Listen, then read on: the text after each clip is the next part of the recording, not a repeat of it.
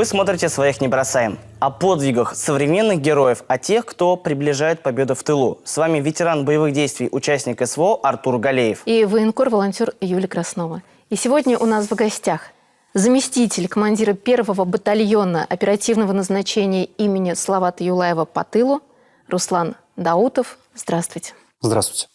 Руслан, в круг ваших обязанностей входит обеспечение продовольствия и воды для личного состава. По себе знаю, что в окопах находиться намного легче, чем до них добраться.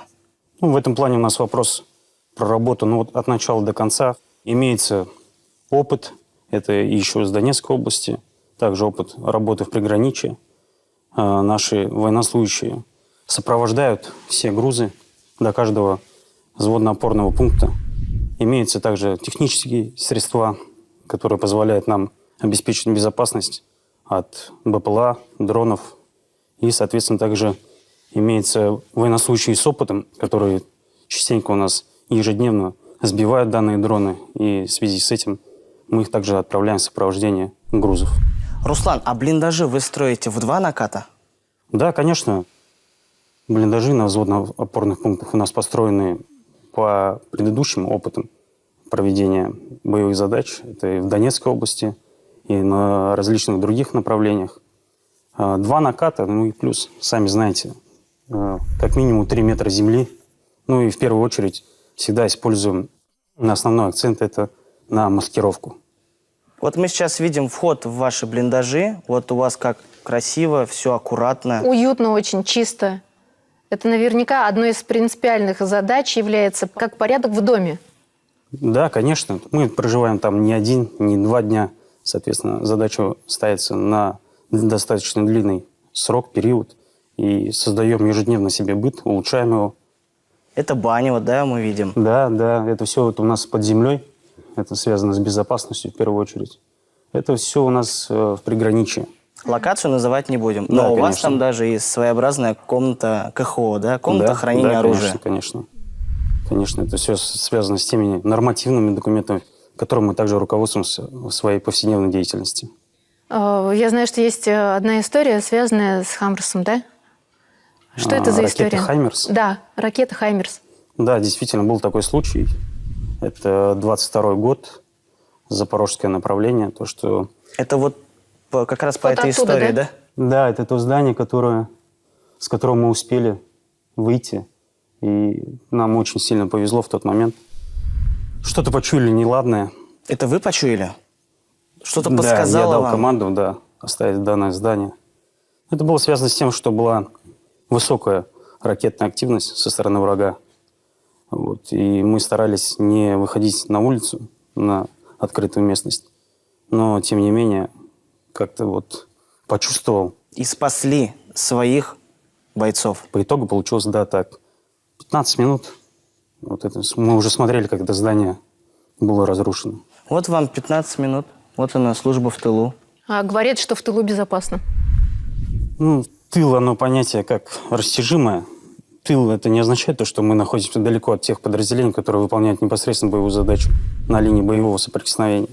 Давайте вернемся к задачам, которые стоят перед вами в тылу. Это и одежда, это и продукты питания, все то, что необходимо нашим ребятам там на передовой. Как вы эти задачи выполняете? Кто-то вам скидывает размерный ряд, может быть, это командование. Как вот эта работа ведется? На самом деле размерные ряды, вся эта работа, она проделывается от и до, в том плане, то, что начиная с продовольственного обеспечения, чтобы наши бойцы на взводно-опорных пунктах, в местах выполнения задач ни в коем случае ни в чем не нуждались. Вода, продовольствие, провизия – это вот первоочередное. Ну, а что касается вещевого обеспечения, этот вопрос прорабатывается до того, как подразделение уже выехало на выполнение служебной боевой задачи. Поэтому, да, прорабатываем. Работа тыла, она начинается в первую очередь с формирования подразделения. Подразделение наше существует достаточно относительно СВО недолго, 1,5-2 года. Вот, и вопрос был проработан в самом начале. А чем сейчас кормят наших бойцов? Наименований очень много. У нас есть все. с этим проблем нету. Я думаю, ни один военнослужащий батальона Слава Юлаев ни в коем случае никогда не сможет сказать о том, что у нас что-то когда-то где-то не хватало в плане провизии, в плане тылового обеспечения. А на летнюю одежду уже перешли? Просто, как я помню, мы под Киевом были вот как раз-таки в марте, и там уже было жарко. Ну, там, где на данный момент наши батальоны находятся не в одном месте сосредоточены. То есть некоторые подразделения выполняют боевые задачи в приграничье государственной границы. Некоторые подразделения выполняют задачи уже непосредственно в Донецкой Народной Республике. Вот. И там погода немного разнится. Как вы знаете, то, что на летнюю форму одежды, конечно же, уже сейчас переходим. В основном уже перешли. Но непосредственно при выполнении боевых задач у них уже имеется другой вид обмундирования, спецформа. А можно я спрошу у вас про тельняшку? Она у вас необычного цвета. Это Росгвардия, если я не ошибаюсь. Да, это тельняшка Росгвардии. Это связано с тем, что наши батальоны Слава Юлаев относятся к подразделению Росгвардии. Ну, если говорить про ваш батальон, неоднократно мы у вас были и в первом, и во втором батальонах Славата Юлаева. Скажите, как боевой дух? Ничего не поменялось? Боевой дух на высоком уровне. Наш менталитет нашей республики Башкортостан, наши земляки, основной контингент наших батальонов – это в первую очередь добровольцы, которые шли туда исключительно по своей инициативе, не боясь возможных последствий. И с этим контингентом людей, с добровольцами, достаточно очень легко работать. И говорить о том, что у кого-то там проблемы с моральным духом, такого не замечал. Такого не замечал. Вчерашний рабочий, вчерашний экономист, юрист сегодня держит автомат, пулемет в руках, уверенно водит бронетехнику и справляется с различными средствами. Вот вы говорите, а у меня в душе гордость. Да. Мы даже не сомневаемся, вы вернетесь с победой. Спасибо. А на башкирском вы говорите? Говорю, но в связи с тем, что я вот уже с 16 лет не проживаю в республике, вот я поступил в военный университет в 16 лет, и вот только-только вот в 24 году я вернулся на родину, перевелся в наш родной батальон Слават Юлаев, и уже со своими земляками выполняем боевые задачи. А в батальоне башкирском говорят? Не только говорят, но и поют. Да? Да. Поют даже? Конечно. Непередаваемое ощущение. Я помню свои первые дни, когда перевелся. Постоянно, круглосуточно слышал свою родную речь вокруг, везде. Куда бы я, в какое подразделение ни прибыл своего батальона, везде родная речь, земляки. Ну, было достаточно очень приятно, и меня это вдохновляло. Это воодушевляет. Ну и крылья за спиной, и желание в бой вперед.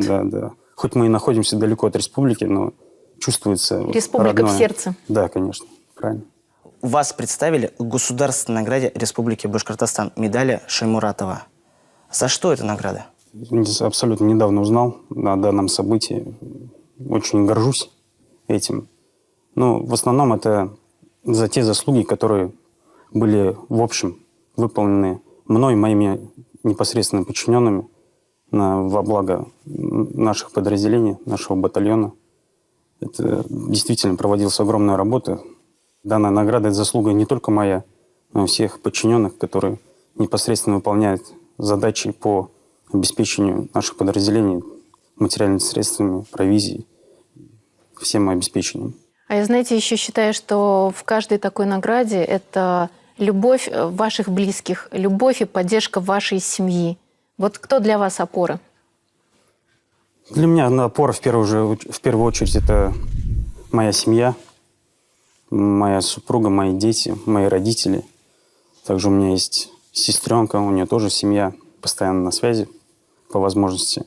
И имея такую семью, гораздо проще там, на линии боевого соприкосновения, в местах, в районах выполнения боевых задач. Постоянно всегда в голове. Мы всегда знаем, куда нам возвращаться и ради чего мы все это делаем. А в своем отпуске вы со своей семьей поднялись на Шахан Юрактау. Вот вы сейчас со своими детьми замечательными. Как вам башкирская природа? Да, действительно, это гора Юрактау в Стерлитамакском районе. Рядом с ней находится деревня Юрактау. Это, так сказать, моя малая родина, где я вырос. Я сам родился в городе Стерлитамак, но мои бабушка и дедушка и мама, они вот с деревни Юрактау. И вот эту гору я ее обошел вдоль и поперек, поднимался на нее чуть ли не каждую неделю, когда был маленьким. И с природой Башкортостана я очень близко знаком, всегда скучаю, всегда с любовью вспоминаю. Расскажите, наверняка к вам приходят вместе с гуманитарной помощью вот те самые треугольнички, письма, которые иногда, как рассказывают ребята, спасают им жизни. В плане гуманитарной помощи от Республики Башкортостан у нас никогда не возникало никаких проблем. Все, что нам необходимо, все поставляется регулярно по любой заявке. Это позволяет нам обеспечивать весь наш личный состав теми средствами, в том числе и техническими средствами, такие как радиоэлектронной борьбы, также средства обнаружения БПЛА, ну и также для быта, что касается строительных материалов, абсолютно по всем наименованиям всегда республика отзывается нам положительно. И все, что нам необходимо, поступает сразу же. Это благодаря работе нашего главы Республики Башкортостан Рази Фаритовича Хабирова. Мы знаем, что он всегда держит на контроле все вопросы, связанные с выполнением служебных задач в наших подразделениях. Ну и самое главное, что народ республики также всегда мы получаем гуманитарные конвои в виде маскировочных сетей, достаточно большое количество наименований, то, что нам приходит с республики. Ну и, конечно же, эти письма от детей, да, очень часто поступают. Хотел бы сказать чтобы все знали, что ни одно письмо школьника, ребенка не останется непрочитанным. Бывают, да, периоды такие, когда у меня личный состав находится на отдыхе. И периодически они читают эти письма, выбираем наиболее интересные. У нас есть стенд для таких писем. Все развешено. Я куда ни приеду, в любом блиндаже имеется стена с письмами наших детишек с республики. Да, это очень вдохновляет. Спасибо всем жителям нашей республики, кто помогает фронту, кто приближает нашу победу в тылу. Счастье жить в такой республике Башкортостан, как наша, где можно положиться на каждого и где держат слово. Руслан, а кто для вас пример истинного патриотизма? Да, я думаю, каждый, кто в этот период, в это непростое время для нашей страны осознает то, что на самом деле происходит. Те, кто находится непосредственно в зоне выполнения боевых задач с оружием в руках. Также те люди, которые помогают, находятся и в тылу, и у себя здесь у нас в республике. Я не могу сказать что патриот, он не тот, кто там. Патриот тот, кто действительно помогает и использует все свои возможности для этого. Тот, кто делает это искренне от души и от чистого сердца. А могли бы вы от чистого сердца, от искренней души передать привет тем ребятам, кто сейчас там выполняет боевой долг? Да, пользуясь случаем, хотел бы передать огромный привет своим сослуживцам, батальонам Салават Юлаев, пожелать в первую очередь удачи, терпения. Все наши бойцы знают о том, что победа будет за нами. Я также хотел бы передать привет всем членам семей наших военнослужащих, наших батальонов, которые ждут, которым порой даже бывает тяжелее, чем нам. Потому что ожидание – такая вещь, которая требует очень много сил и нервов потраченных. Удачи, братья. Спасибо, что пришли. Удачи всем нам. Спасибо вам. А мы напоминаем, что сегодня у нас в гостях был заместитель командира 1-го батальона оперативного назначения имени Салавата Юлаева по тылу Руслан Даутов. Победа будет за нами.